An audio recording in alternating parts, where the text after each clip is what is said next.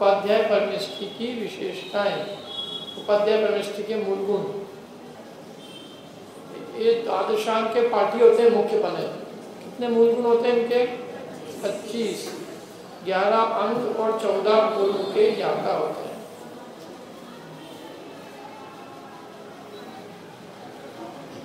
ये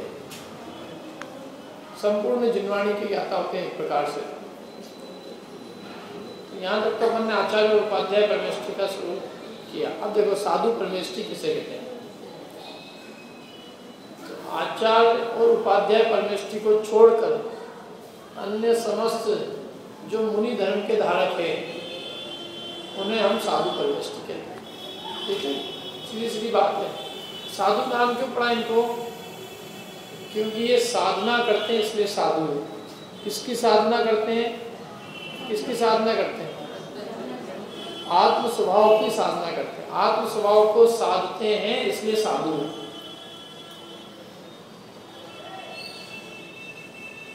और जब आत्म स्वभाव में उपयोग स्थिर नहीं रहता तो 28 मूल गुणों का पालन करते हैं। 28 मूल गुणों का पालन में शुभ राग है और स्वरूप की लीनता व शुद्धोपयोग है। तो मुख्य बने तो स्वरूप में लीन रहते हैं, आत्म स्वभाव को साधते हैं। जब आत्मा में उपयोग लीन नहीं रहता और उपयोग बाहर आता है तो उस बाहर उपयोग आने पर 28 मूल गुणों के पालन में अपने उपयोग को लगाते हैं। मैंने ज्ञान शास्त्रों का अभ्यास करते हैं, स्वयं करते हैं, पढ़ते हैं, है ना। 28 मूल गुणों का पालन करते हैं, अखंडित पालन करते हैं। और क्या है? समस्त आलंब और परिग्रह से सर्वथा रहित होते हैं। सारे आलंब और परिग्रह से दूर होते हैं और ज्ञान ध्यान तप में लीन रहते हैं। समस्त सांसारिक प्रपंचों से सदा दूर रहते हैं। उन्हें हम साधु परमेष्ठी कहते हैं। ये सब विशेषता है। मोक्षण प्रकाशक एक मिनट दे दो ना, उसमें से सब उसी की यही सब क्या क्या बात कही। देखो, आचार्य उपाध्याय को छोड़कर अन्य समस्त जो मुनि धर्म के धारक है और जो आत्म स्वभाव को साधते हैं और 28 मूल गुणों का अखंडित पालन करते हैं, समस्त आरंभ और बहिरंग अंतरंग परिग्रह से रहित होते हैं, ज्ञान ध्यान तप में लीन होते हैं, सांसारिक प्रपंचों से सदा दूर रहते हैं, उन्हें हम साधु परमेष्ठी कहते हैं। ये जैन साधु परमेष्ठी की परिभाषा। कितनी बात आई इसमें? 3, 4, 5, 6 बातें आई, 6 पॉइंट आए, 6 बातें आई। 1 मिनट को ठीक, बाकी लोग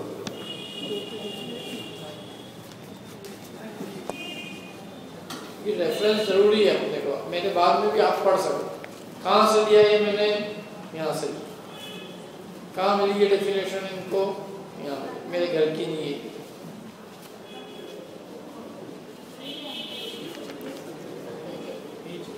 page number 4, first 4 number page 4। साधु का स्वरूप।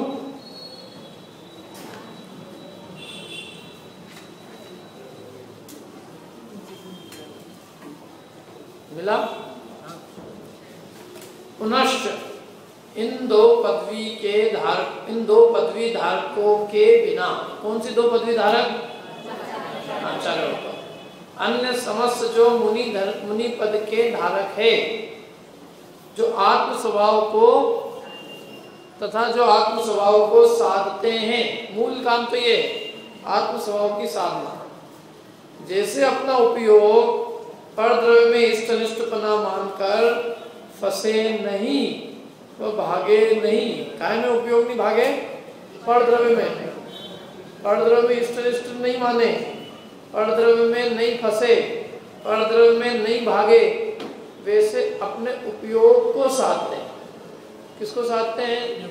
उपयोग को, क्रिया को। देखो बार बार आप देखो हर जगह आचार्य ने किसकी साधने की कही बात कि जैसे अपना उपयोग परद्रव्य में नहीं फंसे, अपना उपयोग परद्रव्य में नहीं भागे। और क्यों भागता है परद्रव्य में उपयोग? जब पर में इष्टपना मानते हैं तो उसमें उपयोग रमता है, पर को अनिष्ट मानते हैं तो वहां से उपयोग भागता है। परद्रव्य में इष्टपना मानने पर उपयोग उसमें जाता है। तो इसलिए जैसे अपने उपयोग में जैसे जैसे परद्रव्य को इष्ट नहीं माने, ऐसे अपने उपयोग को साधते हैं। यानी उपयोग की साधना कैसी साधना है? उपयोग की साधना का अर्थ है कि पर पदार्थों में इष्टनिष्ठ बुद्धि नहीं होना, यही उपयोग की साधना है। क्या? इसलिए अपने उपयोग को परद्रव्य में रमाते ही नहीं, फंसाते ही नहीं। ज्ञान का गेय बन गया सहज एक अलग बात है, लेकिन चल के किसी परद्रव्य को परगेय को जानने नहीं जाते, क्योंकि परगेयों को जानने से विरक्तता है, उदासीनता है। एक स्वगेय को ही जानने की रुचि है, क्योंकि पर को जानते हैं तो उसमें राग द्वेष भाव आए बिना रहते नहीं। इसलिए पर पदार्थों में अपनी बुद्धि को नहीं रमाते, क्योंकि पर में बुद्धि अनादिकाल से ऐसी पर के संस्कार है कि बुद्धि फटाक से रमती। क्या? स्वरूप की रुचि जो है ना, नहीं है ना अनादिकाल की, रुचि परद्रव्य की है। इसलिए परद्रव्य में जैसे बुद्धि न जाए, पर में उपयोग नहीं जाए, ऐसे अपने उपयोग को साधते हैं। मैंने जैसे परीक्षार्थी अपने उपयोग को साधता है, क्या करता है वो? जैसे मेरा उपयोग इधर उधर न भ्रमे, और जो भी उसका शास्त्र, जो उसका शास्त्र है, मैंने उसका शास्त्र माने उसकी जो किताब है, जैसे भी अपना उपयोग उस किताब में ही रहे, वैसे वो अपने उपयोग को क्या करता है? साधता है। और वो उसका मूल प्रयोजन तो वो है, वो उस अपने उपयोग को साधने के लिए कि मेरा उपयोग इसमें ही रहे, उपयोग इससे बाहर नहीं जाए, उसके लिए वो सब चीज़ छोड़ देता। तो टीवी चालू करता बंद करो, क्यों? इसमें उपयोग कैसे रहेगा? खाना ज़्यादा खिला दो, नहीं, क्यों? उपयोग कैसे रहेगा इसमें? तो उसका मूल लक्ष्य क्या है? खाना कम खाना, इसमें उपयोग लगाना, उसका मूल लक्ष्य तो उपयोग की साधना है। मेरा उपयोग जिस प्रकार से इसके साधना में लगा रहा है, उपयोग नहीं जाए तो एकाग्रता बने, जिस तरह से एकाग्रता बने उस तरह से सारे उपाय करता है, उसके लिए वो सब काम करता है। मैंने उसका सारा समर्पण, उसकी जितनी देह की क्रियाएं हैं, वो सब अपने उस उपयोग को साधने के लिए। क्योंकि उसको मालूम है उपयोग बटा तो गए। कभी कोई IAS की तैयारी करता हो, कोई भी चीज की, देखना उसको यदि वास्तव में ईमानदारी से कर रहा हो। क्या ये जो जमीन होती है ना, ये अच्छी बढ़िया चटाई वटाई बिछाई हो, चटाई बिछाई पे नहीं बैठ सकता आदमी। मतलब वो जो बहुत क्या ठंडी रहेगी तो थोड़ी नींद नहीं आएगी, और थोड़े गद्देदार तकिए मुलायमदार अच्छे हुए और खाना पीना बढ़िया हो गया,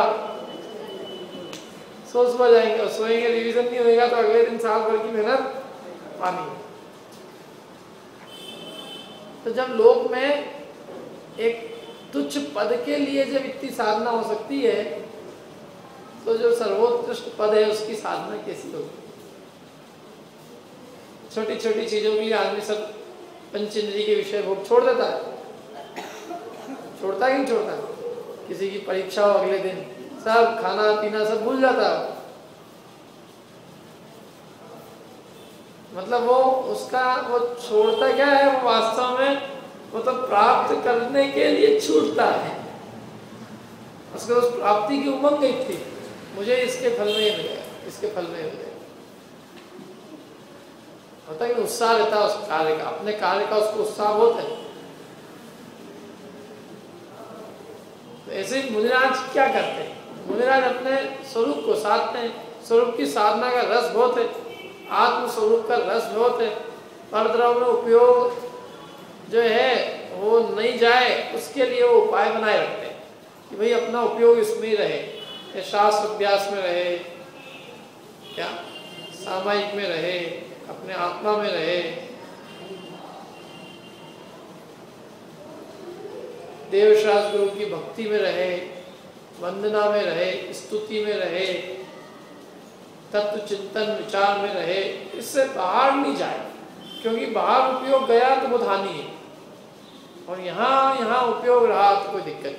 मूल काम तो स्वरूप की साधना, मेन तो वो है असली घर। जब वो उस घर में नहीं रह पाते तो फिर वो घर की जो चार दीवारी है उसके अंदर अंदर ही रहते हैं। मैंने मूल काम है शुद्धोपयोग। जब शुद्धोपयोग में रहना नहीं बनता तो फिर वो शुभोपयोग में जाते हैं। शुभोपयोग के लिए वे, उनका शुभोपयोग क्या है? 28 मूल गुणों का पालन करना है उनका शुभोपयोग। अपन कहेंगे 28 मूल गुण क्या है, मैंने उनकी षट आवश्यक क्रियाएं क्या है? समता, समारे, स्तुति उच्चारे, वंदना जिन देव को, ये उनके नित्य स्तुति रति प्रतीक, नित्य स्तुति रति करे प्रतिक्रम तजे तन अमेव को, मैंने वो षट आवश्यक क्रियाओं में प्रवर्तन करेंगे। जो आवश्यक क्रियाएं उनके लिए करने योग्य, वो उन क्रियाओं में प्रवृत्ति करते हैं। कब? जब अपने में उपयोग नहीं रमता तब तो वो वहीं जाएंगे बस। मतलब अपने में उपयोग नहीं रहा तो बाहर सीमा कितनी है कि ये 6 आवश्यक कार्य, स्वाध्याय, स्तुति, वंदना, प्रतिक्रमण, कायोत्सर्ग, समता, ये योग्य। जैसे कोई बच्चा है ना, बच्चा छोटे बच्चे होगा कि तू घर के बाहर नहीं निकलना, माँ मेरा घर में मन नहीं लगता है, बहुत जिद करता है, मन नहीं लग रहा है, क्या करूँ? तो कोई बात नहीं, मन नहीं लग रहा है तो ये बाउंड्री है बाहर की, 4 दीवारी, इतना बाहर नहीं लगे तो बाहर चले जाना, थोड़े बहुत जो भी बाहर अपन में बगीचा लगा रखा है छोटा मोटा, और घूम लेना, लेकिन दरवाजे के बाहर मत जाना। दरवाजे के बाहर गया तो कोई ठिकाना नहीं है, ये दरवाजे के अंदर अंदर है तो कम से कम तेरे को पकड़ के अंदर ले आएंगे। और जहाँ दरवाजे के बाहर गया बेटा कौन पकड़ ले जाएगा तेरे को कोई ठिकाना नहीं है। क्या पूरी जिंदगी भर भी हमको ढूंढेगा तो हम मिलने वाले नहीं है। जैसे मूल देह तो शुद्धोपयोग है, जब शुद्धोपयोग में उपयोग नहीं रमता, स्थिर नहीं होता, तो अस्थिरता के कारण से फिर वो भाई जो शुभोपयोग में प्रवृत्ति है वो करते हैं। एक बार शुभोपयोग को छोड़कर अशुभोपयोग में प्रवृत्ति करेंगे। ये मर्यादा है उनके 28 मूल गुण, ये उनकी 4 दीवारी। और वो 28 मूल गुणों में भी कब? जब वो स्वरूप में नहीं लीन हो पाए तब। ये स्वरूप में लीन हो जाए तो उसके लिए नहीं, क्योंकि मूल देह तो अंदर ही रहना है। वो तो बाहर भी गए इसलिए ही वापिस अंदर आ जाएंगे। माँ ने कहा कि बेटा इसलिए यहीं घूमा, फिर वापिस अंदर आ जाएगा, क्योंकि मेन तो काम अंदर रहना है। ऐसा स्वरूप की स्थिरता, स्वरूप की साधना वो मुख्य कार्य है मुनिराज का। जब स्वरूप में स्थिर नहीं रहते तब ये काम करते हैं, ये 28 मूल गुणों का पालन करते हैं। तो इसलिए वो बहुत पूरी सावधानी 24 घंटे की, हर समय की, जागते सोते हर समय। काय की सावधानी है? कोई चीज नहीं बिगड़ जाए, कोई क्रिया नहीं बिगड़ जाए, नहीं, उपयोग नहीं बिगड़ जाए। क्या मालूम आपको प्रायश्चित होते हैं, इसमें आलोचना होती है तो उसमें आया है कि यदि काया पूर्वक आलोचना हुई हो तो स्वयं से भी आलोचना कर ले तो चल जाएगा, और यदि उपयोग की कोई गलती हुई हो तो वो आचार्य से बिना प्रायश्चित लिए उसका प्रायश्चित नहीं होता। प्रवचन सार की गाथा है, देखो प्राकृत की गाथा है। मैं तो आपको हिंदी भाव बता देता हूँ, प्राकृत गाथा बोलूँगा तो समझ में आएगी नहीं किसी को।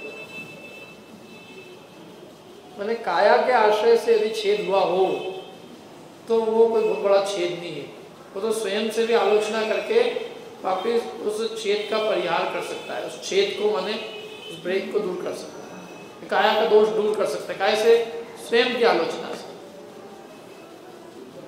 मेरे से अपराध हुआ, लेकिन यदि तेरे उपयोग में छेद हुआ है तो उपयोग का छेद जो है, उपयोग के छेद का प्रायश्चित जो प्रायश्चित विधि के ज्ञाता आचार्य है उनसे लेना होगा, क्योंकि उपयोग का छेद वास्तविक छेद है, बाह्य छेद नहीं है, अंतरंग छेद है। उपयोग का छेद अंतरंग छेद है, और कायापूर्वक जो काया का छेद है, काय का छेद माने काय से हुआ अपराध, वो बहिरंग छेद। वो बहिरंग छेद बलवान नहीं है, बलवान है अंतरंग छेद। क्योंकि अंतरंग छेद अपने को मालूम है, बहिरंग छेद तो दिख जाता है, कोई भी टोक देगा ये गलत हो गया, ये गलत हो गया। लेकिन जो अंदर में जो छेद हो रहा है वो टोकेगा नहीं, क्या मतलब तो अपने को स्वयं को ज्ञात होता है। तो इसलिए यहाँ उपयोग का कहा, अपने उपयोग को परद्रव्य में इष्टनिष्ठपना मानकर जैसे फंसे नहीं व भागे नहीं, वैसे उपयोग को साधते हैं। ठीक है, आई पॉइंट समझ में? ये पॉइंट इसमें नहीं था।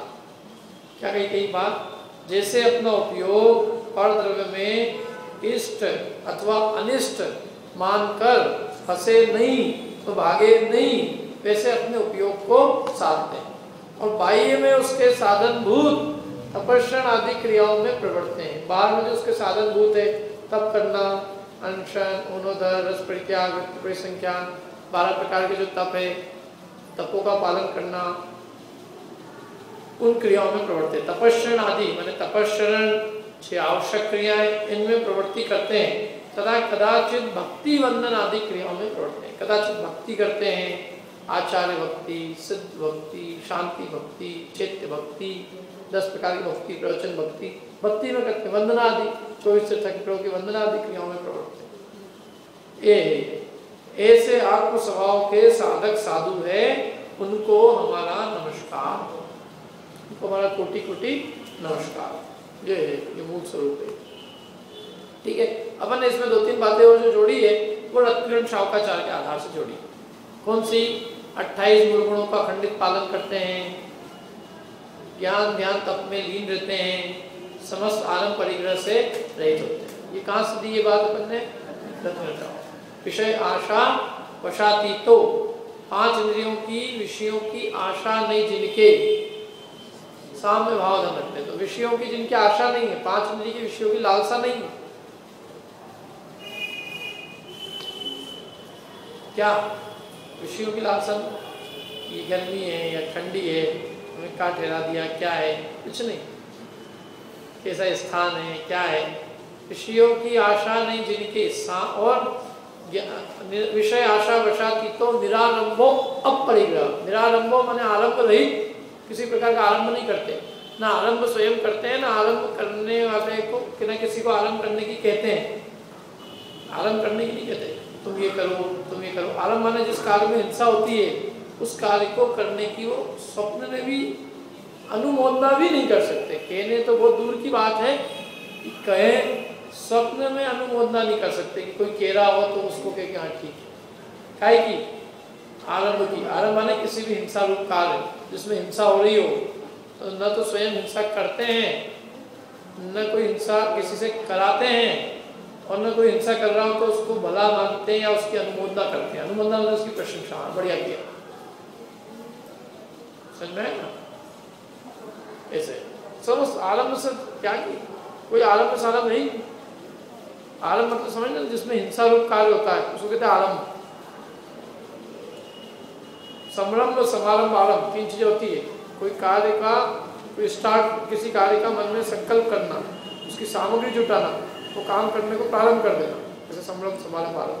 मुनिराज इन सबसे त्यागी होते हैं, समस्त आरंभ से रहित, परिग्रह से रहित। क्या काम करते हैं? ज्ञान ध्यान तप में नहीं करते, बस उपयोग पूरे समय अपने निज आत्मा में रमाए रखने का पुरुषार्थ करते हैं। अपने में नहीं रमता है तो उसके आत्मा के पोषक जो शास्त्र है, साहित्य है, तत्व चिंतन है, विचार है, उसके लिए करते हैं। मैंने मेन काम तो उनका अपने आत्म स्वभाव की साधना। मुनिराज जो है अपने स्वरूप की साधना के लिए, निज की साधना के लिए बनते हैं। समझ में? कोई जगत की चिंता नहीं है।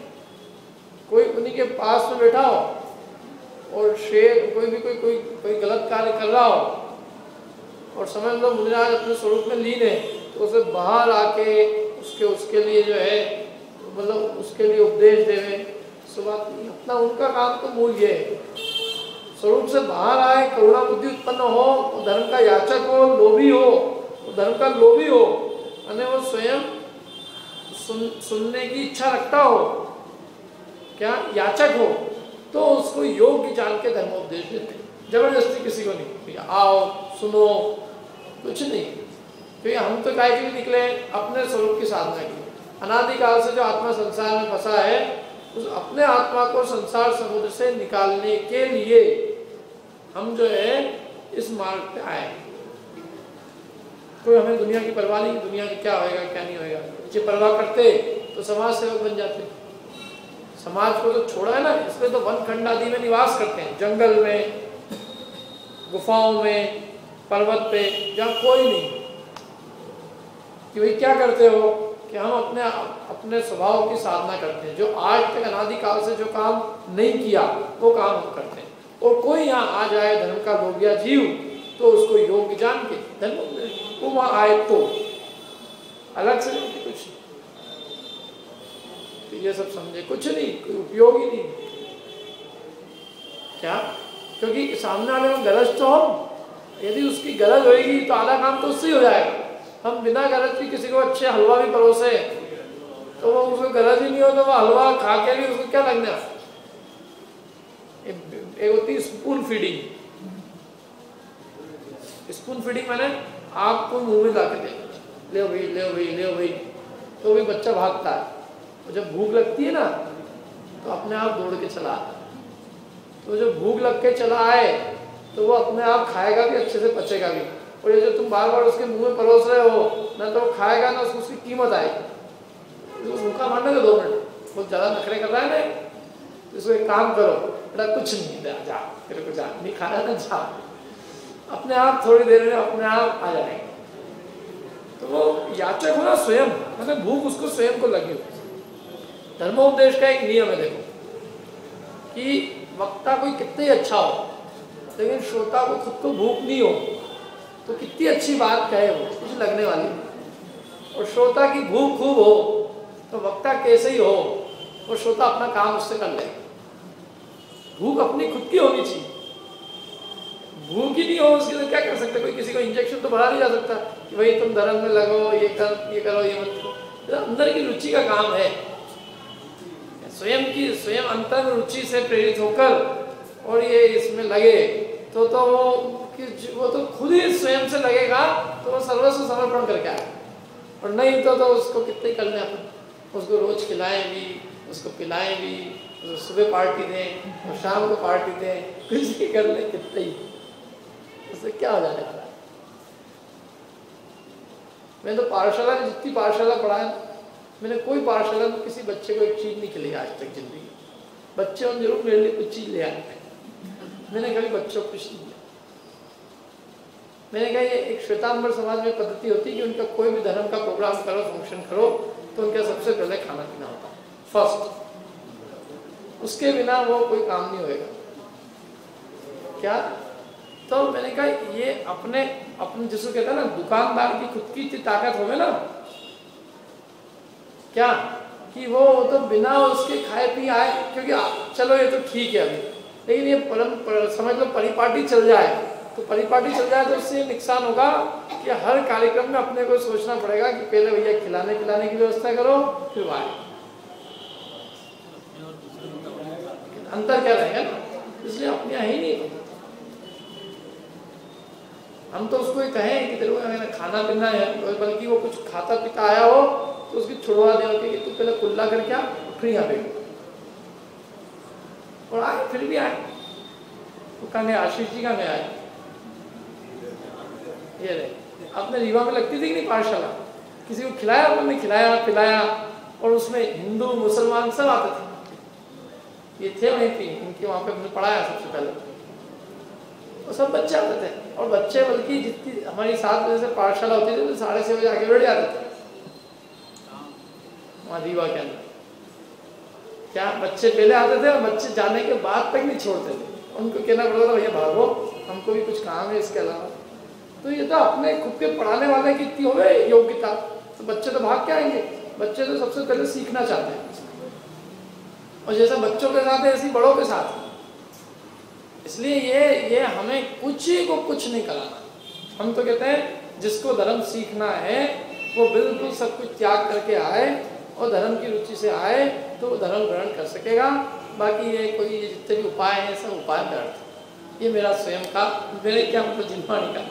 इसलिए उन्होंने दिया धर्म के लोभी जीवों को, ठीक है। तो इसलिए ये मूल काम तो उनका अपना आत्म स्वभाव की साधना है, कोई आ जाए कर दिया, कोई उसके लिए कोई जगह, उसके लिए कोई प्रपंच नहीं किसी प्रकार। अब देखो इसमें अपन थोड़ा सा 28 मूल गुणों के पढ़ लेते हैं। पहले आचार्य परमेष्टि के 36 मूल गुण कौन से हैं वो देखते हैं। देखो क्या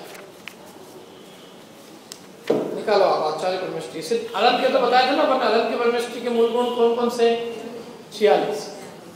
याद है सबको?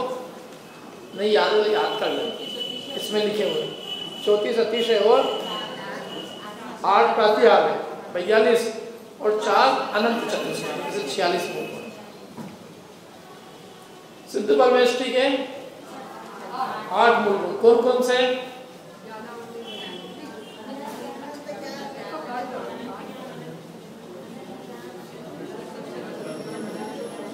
चार तो चतुष्टय और 4 और किसी को याद है? वो किसी को बताओ, चलो क्या नाम है? हाँ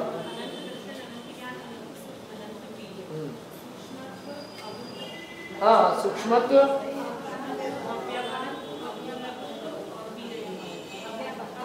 अवगाहन, ठीक, ये होगा इच्छा। कौन से कर्म के अभाव से कौन सा गुण प्रकट होता है?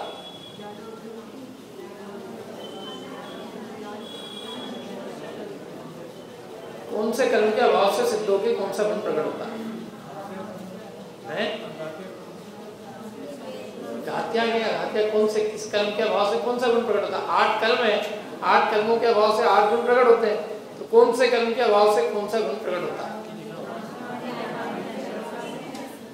एक जना बता दो, कोई भी देख के बता दो, बिना देखे बता दो, जैसे बता दो, बताओ। चलो सौरभ जी। ज्ञानावली के अभाव से अनंत ज्ञान, दर्शनावली के अभाव से अनंत दर्शन, अंतराय के अभाव से अनंत नींद, मौनी के अभाव से शाहिद संग्रह, वेदी के से अव्यवादक, आयु से अवगाहन, नाम से पुष्पता और फोटो से अगुरु लगो। चलो कौन बिना देखे बता सकेगा? ठीक है, बढ़िया बता दिया। मतलब ये तो पक्का हो गया ना, इसमें है, आप चाहो तो देख के याद कर सकते हो। बिना देखे कौन बता सकता है? चलो कोई बात नहीं, अब याद करके आना ये 8 गुण, तो सिद्धों के 8 गुण, ठीक है। किस कर्म के अभाव से है? आशीष जी याद होगा 8। चलो आचार्य परमेष्टि के 36 मूल गुण देखो, ये 36 ही होते हैं। ये 36 जो है ये सामान्य बात है, मतलब एक बात, वैसे तो सामान्य रूप में आचार्य उपाध्याय सर्वसाधु के सभी के हीनाधिक रूप से सबके पाए जाएंगे, लेकिन आचार्यों के मुख्य रूप से, जैसे पंचाचार माने 5 आचार मुख्य रूप से आचार्य के होते हैं। पंचाचार का वो स्वयं पालन करते हैं और औरों से कराते हैं, और इसी से उनका आचार्य नाम पड़ा है। पंचाचार कौन से हैं ये? तो देखो, दर्शनाचार, ज्ञानाचार, तपाचार, वीर्याचार और चारित्राचार। कौन कौन से? दर्शनाचार, ज्ञानाचार, चारित्राचार, विनयाचार और तपाचार। अब आचार किसे कहते हैं उसकी परिभाषा की है, दिया ना पेज नंबर 12 पे, 12 नंबर पेज निकाल, ऊपर पहली स्लाइड। अपनी शक्ति अनुसार निर्मल किए गए सम्यक दर्शन आदि में जो यत्न है, आचरण है, क्या किया गया? अपनी शक्ति अनुसार निर्मल किया गया सम्यक दर्शन आदि में जो यत्न है, माने आचार है ना, आचार माने उसमें आचरण, माने उसमें प्रयत्न। तो किसमें प्रयत्न है? सम्यक दर्शन में जो प्रयत्न है। वैसे तो अपनी शक्ति के अनुसार उन्होंने सम्यक को निर्मल किया ही, पर सम्यक की निर्मलता होने के बाद में भी वो निर्मल बनाए रखने के लिए जो प्रयत्न है, और उसकी और विशुद्धि के लिए जो प्रयत्न है, सम्यक ज्ञान के लिए जो प्रयत्न है, सम्यक चारित्र के लिए जो प्रयत्न है, तप के लिए जो प्रयत्न है, विनय के लिए जो प्रयत्न है, वो आचार माने यत्न है। दर्शन का यत्न, सम्यक दर्शन में यत्न, सम्यक ज्ञान का यत्न, सम्यक चारित्र में यत्न माने प्रयत्न, प्रयत्न समझते, उसका आचरण।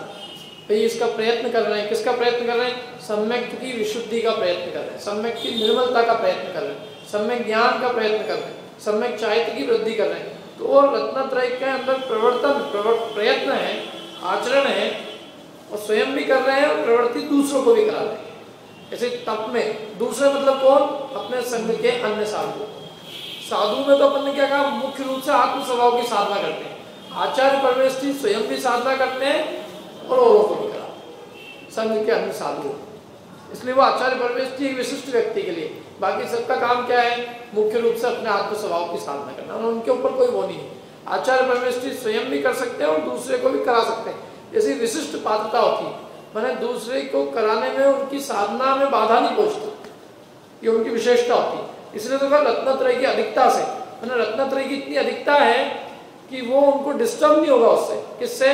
किसी को दोष जानकर उसको प्रायश्चित विधि से शुद्ध करना है, दीक्षा लेने के वाले को योग ज्ञान दीक्षा देना है, मैंने ये सब कार्य करते हुए भी अपनी आत्म स्वभाव की साधना उनकी बनी रहेगी। इसलिए उनको मुख्य रूप से रत्नत्रय की अधिकता होने से उनको आचार्य पद दिया जाता है कि भाई ये से आप डिस्टर्ब नहीं होगे, ऐसी आपकी योग्यता है, बाकी में नहीं ऐसी योग्यता, बाकी हो जाएंगे। सीनियरिटी होती ना कि भाई इसको फर्क नहीं पड़ेंगे, तो इसलिए रत्नत्रय की सीनियरिटी है, रत्नत्रय की अधिकता है। तो ये पंचाचार स्वयं करते हैं और पंचाचार अन्य से 5 आचार्यों का पालन करवाते हैं।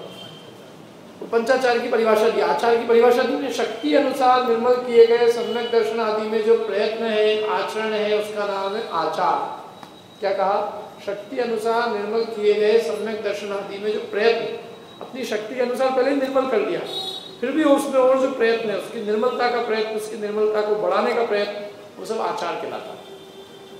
तो फिर एक एक में लगा लेना, दर्शन में आचार, दर्शनाचार, ज्ञान का आचार, ज्ञानाचार, चारित्र का आचार, चारित्राचार, तप का आचार, तपाचार, विनयाचार नहीं, वीर्याचार होना चाहिए। ये विनय गलत छुपाए, ये है वीर्याचार, अपनी शक्ति को नहीं छुपाना, बार बार वो शब्द लगता है, वो वीर्य, वीर्य विनय नहीं है, विनय शब्द गलत छुपाना। वीर्याचार, अपनी शक्ति को नहीं छुपाना, इसका नाम है वीर्याचार। ठीक है, ये हो गए 5 आचार। मुख्य रूप से उनका आचार्य जो नाम पड़ा है वो पंचाचार से पड़ा। और क्या क्या है उनके? तो 3 गुप्ती है, 3 गुप्ती, मन गुप्ती, वचन गुप्ती और काय गुप्ती। क्या मतलब है गुप्ती? गुप्ती किसे कहते हैं उसकी परिभाषा पीछे देखो। गुप्ती का अर्थ है निवृत्ति, स्वच्छंद प्रवृत्ति का बंद होना, निवृत्त होना, गुप्त हो जाना। गुप्त होने में प्रवृत्ति नहीं होती, प्रवृत्ति होगी तो गुप्त नहीं हो पाएगा। गुप्त होने के लिए सब प्रवृत्ति बंद करनी पड़ेगी। तलघर में गुप्त हो गए, गुप्त हो गए, कहाँ गुप्त हो गए पता ही नहीं। गुप्त हो गए माने प्रवृत्ति नहीं हो सकती है। प्रवृत्ति माने उसका जो भी आचरण है वो प्रवृत्ति कहलाती है। एक्शन, जो भी कार्य है, आचरण है, वो प्रवृत्ति। प्रवृत्ति कार्य रूप है और निवृत्ति सब कार्यों से निवृत्त हो, सब कार्यों का बंद हो जाना ही निवृत्ति। तो मन वचन काया की निवृत्ति माने मन वचन काय का व्यापार बंद हो जाना। काया से कोई व्यापार नहीं करना, हिलना चलना डुलना बुलना सब बंद। वचन से कोई व्यापार नहीं करना, वचन से बोलना नहीं। मन में समस्त विकल्पों का अभाव हो जाता। और ये करते क्या है वास्तव में? ये मुनिराज के आचार्य प्रवृत्ति के साथ होता है। जब स्वरूप में लीन होते हैं तो अपने आप काया की प्रवृत्ति मिट जाती है, वचन का व्यापार बंद हो जाता है, मन के समस्त सुभाषु विकल्प दूर हो जाते हैं। तो ये होती है, लेकिन हम कहने में ऐसे कहते हैं अपन कि ये करता है। दया गुप्ती है, गुप्ती पलती है अपने आप। क्या पालना कहना, पालना पड़ती नहीं है, पलती है। समझना है ना? सभी चीजें हैं। तो 5 समिति पलती है, पालते नहीं है, सहज पलती है। जैसे उदाहरण लेने हैं, जैसे हलवाई क्या कुत्ते जो है अपने आप पलते हैं, पालता नहीं। और मेम साहब कुत्ते को पालती। कैसे पालती? मेम साहब अपने बच्चा होता है ना, अपने बच्चे को तो आई माँ को देती। क्यों? क्योंकि बच्चे को यदि गोद में लेके फिरे तो लोग क्या रहे, इनको अपने बच्चे को गोद में लेके फिरना पड़ता है। बच्चे को गोद में लिए, कोई इनके घर में कोई नौकर चाकर नहीं है क्या? तो इसलिए बच्चे के लिए तो एक नौकर रख के बच्चे को देती है नौकर को, और एक कुत्ते के पिल्ले को गोद में लिए यदि नहीं फिरे तो मेम साहब कैसे कहलाए? हंसने के लिए सच्ची बात है, मैं इसमें बिल्कुल भी अतिशयोक्ति नहीं कर रहा हूँ। क्या भले ही वो बच्चा, वो कुत्ते का पिल्ला जो है मलमूत्र भी कर दे तो कोई बात नहीं, और अपना बच्चा वो आई माँ के पास, तो वो पालना पड़ती है। वो कुत्ता उसको 10 बार दुटकारता है, क्या भगता है, तो भी उसके पीछे पीछे ऐसे भागती है। क्या अरे उससे इतना इतना प्यार दिखाती है, कभी कभी मेरे को लगता है कि ये क्या है, मतलब ये सचमुच डॉगी क्या क्या नाम दे रखे हैं उसके, क्या तो वो इसलिए वो तो उसको पालना पड़ता है, बहुत खिलाना पिलाना सब करना पड़ता है। वो हलवाई तो मारता है। हलवाई क्या होती है, चाक पत्तल दोने सब गिरते हैं तो वो सारे कुत्ते वहाँ आते रहते हैं, वहाँ पे लाइन लगा लड़ते हैं आपस में खाने पीने के लिए। तो वो तो हलवाई तो भगाता है ना, तो भी हलवाई क्या तो बेचारे यूं ही दुम दबा के फिरते रहते हैं। तो वो पालता नहीं है, पलते हैं, और ये तो पाल रही है, पलते नहीं है। ये तो उदाहरण दिया अपन ने केवल, ये सारी चीजें स्वयं पलती। गुप्ती पलती, समिति पलती, पंच महाव्रत पलते हैं, पंचाचार पलते हैं। पलते कैसे हैं देखो, एक बात है जिसको स्वरूप का रस होता है, जो आत्म स्वभाव की साधना करता है, उसके ये सब चीजें अपने आप पलती। ये सब चीजें करनी नहीं पड़ती। परिग्रह को छोड़ो, अरे जब परिग्रह का रस ही नहीं है तो परिग्रह छूट जाता है। जब आरंभ करने का रस ही नहीं है तो आरंभ की त्याग हो जाता है। त्याग होता है, त्याग किया नहीं जाता, करना पड़ता है। ये जो भाषा है ये कष्टदायक भाषा है। अरे बाप रे बाप, ये करना पड़ता है उनको, ऐसा करना पड़ता है, परिश्रम सहने पड़ते हैं। अरे परिश्रम सहते हैं, सहना नहीं पड़ते। सहते हैं मतलब अपने आप सहज ऊपर हो रहा है, विकल्पित। जब अपने आत्मा का रस उत्पन्न होता है, देह का रस टूट जाता है, तो ऐसा परिश्रम आदि अपने आप सह नहीं जाते। अपने अपन कहते हैं परिश्रम सह रहे हैं, वास्तव में वो कहाँ सह रहे हो, तो अपने आत्मिक आनंद को भोग रहे हैं। ये मुनि दशा आनंद रूप है। ये जो लोग ये मानते हैं मुनि दशा बहुत कष्टदायक है, कष्ट सहना पड़ता है, कोई कष्ट नहीं है। धर्म कष्ट रूप होता ही नहीं, धर्म तो आनंद रूप है। क्या लोगों को लगते हैं, क्योंकि लोग अपनी राग दृष्टि से देखते हैं। हम अपने चश्मे से देखते हैं ना, हमको तकलीफ दिखती है। आप अपना चश्मा उतार के मुनिराज के चश्मे से देखो तो मुनिराज तो कहते हैं हम अपने आनंद को भोगते हैं। मन वचन का अपने को गुप्त रखने में तकलीफ पड़ती है, तो अपने को क्या है, बिना कुछ करे अपने को चैन नहीं पड़ती। किसी को आदमी को आधे घंटे बिठा दो, अरे माला फिल्म में बिठा दो तो 10 बार उसका उपयोग बनता, हाथ पैर काटने को दौड़ते हैं एकदम, कैसे तैसे, जैसे कोई किसी ने उसको बांध दिया हो। कदाचित काया से स्थिर भी हो जाए तो वचन जो है, वचन का जल वचन से भी स्थिर हो गया केवल तो, लेकिन मन के विकल्प नहीं रुकते। क्या बहुत दौड़ता, जैसे तैसे काल पूरा करके हो गई माला, आज इतने का नियम ले रखा था, हो गई। तो वो कहते हैं अपन तो जो है ना, अपने लिए बहुत कठिन काम लगता है, और वही उनके लिए सहज है। सहज क्यों है, मन उसी में रमता है, वो रमते। जैसे अपने को काय वचन और मन की गुप्ती अपने लिए पुरुषार्थ का काम लगता है, और उनके मन वचन काय की गुप्ती सहज होती है। इसलिए मन वचन काय की गुप्ती का सबसे बढ़िया उदाहरण छेड़ाला में दिया है। सम्यक प्रकार निरोध मन वच काय आत्म ध्यावते, तिन सुथिर मुद्रा देख प्रगण उपल खाज बचा। उत्कृष्ट उदाहरण। सम्यक प्रकार निरोध, मैंने मुनिराज ने मनवचन काया की क्रिया का ऐसा निरोध किया है, मनवचन काया का व्यापार ऐसा रुका है कि तीन सुथिर मुद्रा देख, उनकी स्थिर मुद्रा को देखकर मृगगण हिरणों का समूह उपल माने पत्थर समझकर खाज खुजावते, पत्थर समझकर अपनी क्या खुजाते, खाज खुजाते। इतनी स्थिर मुद्रा, न मन की मतलब न काया की प्रवृत्ति है, न वचन से कुछ प्रवृत्ति है। मन के सारे शुभाशुभ संकल्प विकल्प सब निवृत्त हो